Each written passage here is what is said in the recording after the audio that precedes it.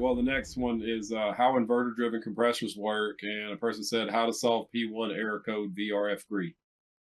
In lieu of a random comment on a YouTube video, absolutely use our 800 number, which is 888-850-7928.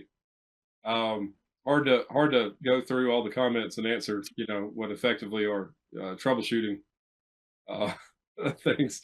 I'd have to know what a P1 is off the top of my head, and I can't tell you that. I do VRF every day, but I can't remember all the error codes that you could possibly have. But That's awesome. Finally, James had something he didn't have memorized. I mean, maybe I do. No, I'm just kidding. No, I don't. I don't know what a P1 is off the top of my head, but if it's related to, the inverter or something like that, there's definitely troubleshooting steps for that. Also, I guess is there other ways that they can get in touch with tech support, Greg? That to call is the best way. Right. I got you. Okay. All right. Let's take a look at any more questions that we may have. So just to that's a compressor malfunctioning compressor drive board is the error code. Okay.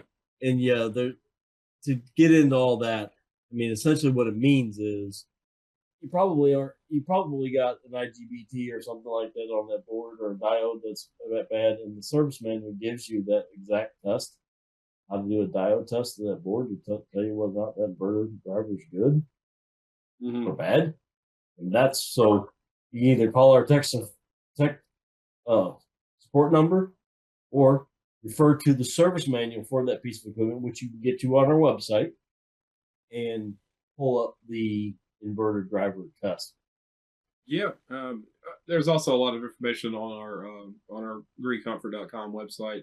You can go there and click commercial or VRF, and it takes you to GREEcommercial.com, where it's got the service manuals and stuff like that.